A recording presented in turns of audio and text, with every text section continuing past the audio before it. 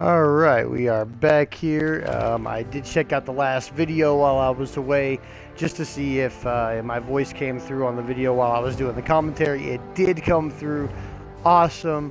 The test is basically successful, but I am a little bored, so I'm going to go ahead and keep playing Fallout and keep commentarying and see how this all turns out here.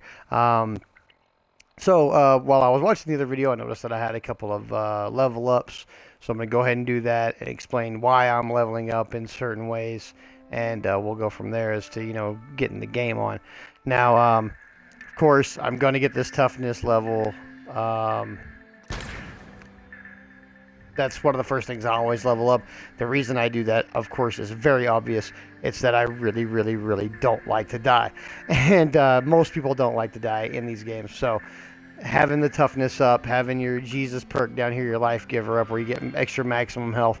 I do all that as much as I possibly can. As you can tell, I also have my upgrade perks up as much as I can get them, and I'm working on my melee damage and my pistol. You'll see pretty quickly that I pretty much only use melee and pistol. See, there's my gunslinger. Now I'm going to set those up to go ahead and do double damage.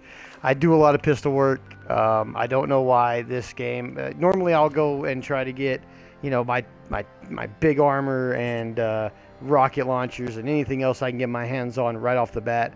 However, this game, for some reason, the only thing I could find for the first 2 hours of playing this save was a 10mm pistol, and because that was all I could find, my first few levels went into making myself better with the pistol, and so I basically just kept doing that. And my pistol is one of the best instruments of destruction that I currently have in my roster. I really really love these pistols. See, now it does 168 damage. So we're gonna go ahead and talk to some settlers, get some missions going, see where we go from there. Maybe you can help. I'm with the Minutemen. How can I help? It's these damn. They take everything. We can't live like this. Please. I am gonna probably skip a lot of dialogue because I have played this game for over 300 hours, so I pretty much know everything he's gonna say. I haven't played the DLC, so when you see me play DLCs, I'll probably be doing a lot more in depth there, letting the dialogue play out and see what the story is really like, because I haven't played them. I have played the Nuka-World, as I mentioned before, and Preston hates me because of it. I played Far Harbor, really loved it, loved Nick Valentine, thought that it was a really great way to show his origin and stuff like that. But I'll be revisiting Far Harbor because there are some locations there that I didn't completely get. And I'm one of those completionists. I like to open up the whole map and everything like that. And this is a completely mod-free playthrough. I am not going to use mods right now because all of my mods crapped out on me after the most recent unofficial update got updated. When they redid the unofficial update for the DLC, it killed it for people who didn't have the DLC. So I literally had to go spend $60 or $50 to get the season pass so that I could use the DLCs and the mods that I like using, because they all got scrapped for a new DLC coding. But I went ahead and did it because I really love Fallout 4. And thus far, between Far Harbor and Nuka-World, completely justified purchase. And I haven't even played the Vault Tech part yet, so we'll see how that all works. Now, as you can see here, I'm going to go to Medford Memorial Hospital, kill some super mutants. We're going to see what's going on here. I wonder how many of these turds are going to have nukes. I swear to God, the other day, actually it was yesterday, and it might actually be on one of the on the video that I posted yesterday, where I streamed for an hour and a half. It shows I was playing, and I went up against some super mutants, and no less than 4 suiciders came after me. They didn't kill me, of course, but 4 suiciders is really heavy, considering that there was only maybe 2 or 3 other mutants total after the 4 suiciders. Kind of defeated the entire purpose. Well, I'm gonna pause real quick. I'm gonna snap over to my Twitch and take a look at the chat. I see that I have 2 viewers. I'm really happy you guys are here.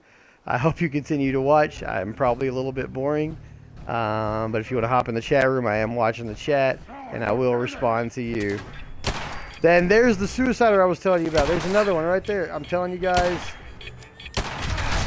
Holy crap. I wouldn't be surprised if I see more of those guys, because I'm pretty sure this is where I was when the 4 of them came after me yesterday. So, you know, keeping an eye out for all these crazy super mutants, and let's get some music, you know, let's get some game going on here. Remember, if you are just joining us, that we are doing just an audio test tonight. None of this is serious. I'm not giving out tips. I mean, well, I am, but I'm not really like seriously doing anything. I'm just trying to test the audio and make sure it works right. And as far as I can tell, it is working right.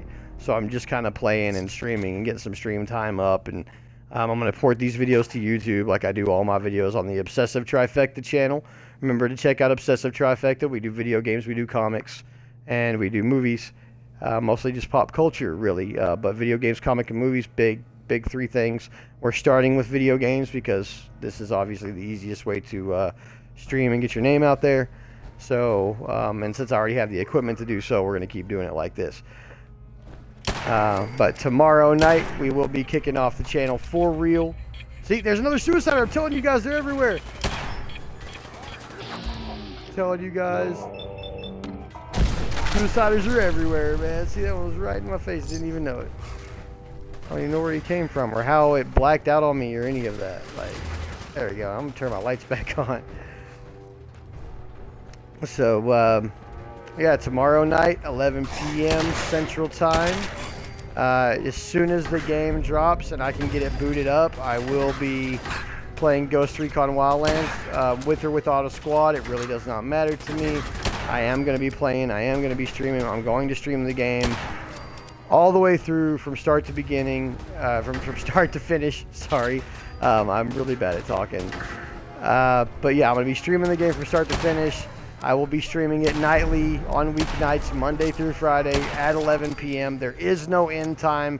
Basically, I will stop streaming either when I am tired or you know, when I find a nice logical place to stop. But streams will probably go in between 3 and 4 hours every time I do this, just because Wildlands is a super hype game. I want to stay ahead of the curve on it, and I got a lot of friends to be playing with, so we got like 4 hours a night every weeknight. I'm gonna be doing this just because I have free time and nothing better to do. So you know, stick with me. Be here tomorrow, 11 p.m. Central Time, and we'll kick off the Ghost Recon Wildlands. For now, though, if you want to stick around, we are going to be continuing to play some Fallout 4 and just do a little commentary and see what this is all about.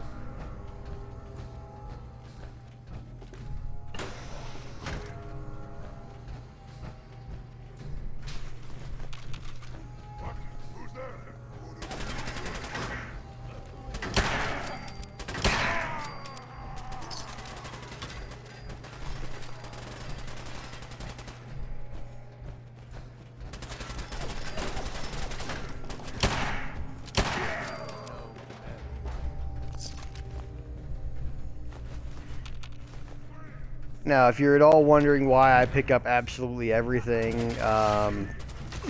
or why I pick up pretty much everything I see, the reason I do that is actually pretty simple. It's a twofold reason.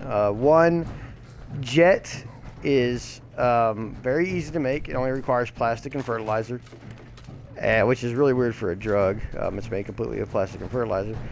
But jet is incredibly easy to make, and it might as well be currency. It weighs next to nothing, and you can put as much of it on you as you want, and it's worth over 100 caps a unit. So I pick up everything I can to get as much plastic and fertilizer as I can get, but also because, as you saw earlier in this video, I'm building this giant thing that requires 2 4-story elevators, and that's where I'm going to put all my like, I already have a place, and I'll show you here in a minute, where I have all my armors and my weapons, but already I can tell it's too small. It's almost full, and I've still got about 12 sets of armor to pick up throughout the world. So I'm building a much bigger museum type place to store all of my armors and special weapons that I get that I'm not carrying around, because I don't vendor anything. I don't see a point in vendoring anything. You get enough loot in this game that you can vendor only weapons and clothing and have enough money to do whatever you want, basically. And I vendor weapons, clothing, and all aid except for stem packs, Radaway, and Radex. And I do that because there's plenty of it everywhere. I mean, you literally can go into a place, wait 10 minutes, go back into that place, and there'll be more stuff in there, for you to steal, depending on, what it is. Like, there's a couple of raider spots that always fill themselves back up because you have about 10 or 12 fetch quests to go to the same place, and you always have to have enemies. So there's plenty of loot to pick up that you'll be able to, sell whatever you need and get whatever you need. So I don't sell weapons really, except for like pipe stuff that I pick up off of raiders and boards and stuff like that I pick up off super mutants.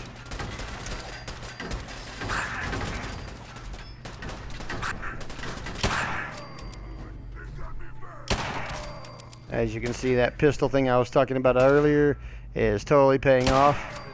Got a really nice 44 pistol. This is not Kellogg's pistol. This is a pistol I got after it that does about 40 or 50 more base damage than Kellogg's pistol did. But Kellogg's pistol was the one that really, turned me on to this kind of pistol. And between the fact that it does 168 damage base, and I have my pistol leveled all the way up, and I have my strength all the way up, and a few other things, this thing is it's a beast. Like you can see here, I'm one-shotting super mutants with a, torso. I'm not even using my VATS. Like, I fought a Mirelurk Queen with this thing a second ago and finished her off in about 12 rounds. So, definitely worth it. Now I just have to get through this thing and figure out where this other super mutant is so I can kill him and be done with this. Of course, he's probably going to be back here. Yeah.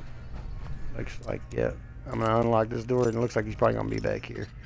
Another thing, if you're new to Fallout 4, if you don't play a lot of Fallout 4, oh man, level up your lockpicking and your computer hacking as soon as you can. Especially if you're going into the Nuka-World DLC. Holy crap, there is so much expert and above level lockpicks and hacks inside the Nuka-World DLC that if you don't have either of those things, it might be almost pointless to play it. I literally had to stop in the middle, come out into the Commonwealth, do a lot of leveling up, and then go back and do it again. And I had to rerun places 2 or 3 times because I missed, the hacking stuff that I needed. And so make sure you have your hacking up. Make sure you have your lockpicking up, especially if you're going to the DLCs. It is a really big deal in those. As for the regular Commonwealth, at your discretion, basically. Now, it was brought to my attention the other day, and it's really cool, that this is actually an alternate universe to our Earth where the capacitor, or the computer chip, was never invented. Now, I find that interesting for 2 reasons. One, because this world still seems to somehow be ahead of us. And 2, because if there is no capacitor or computer chip in this world, how are they ahead of us? And the reason I ask that is because we have, we have the law, the computer law. I forget what it's called right off the top of my head. I'm a freaking IT guy for a living, and I can't remember what this law is called off the top of my head. But it makes it says basically that every 10 years computer power doubles, and then doubles again exponentially until the end of time, basically. So, I guess the amount of circuits on a board can double every 10 years or something like that. So basically what it is that, why it's interesting to me is that this world never invented the integrated circuit. So with no integrated circuit, how many capacitors can you put on an integrated circuit in the year 2287? The world may never know because, it doesn't exist in the Fallout world. So how do they have things that are far and above our technology? Stuff like power armor, for starters, and are still, but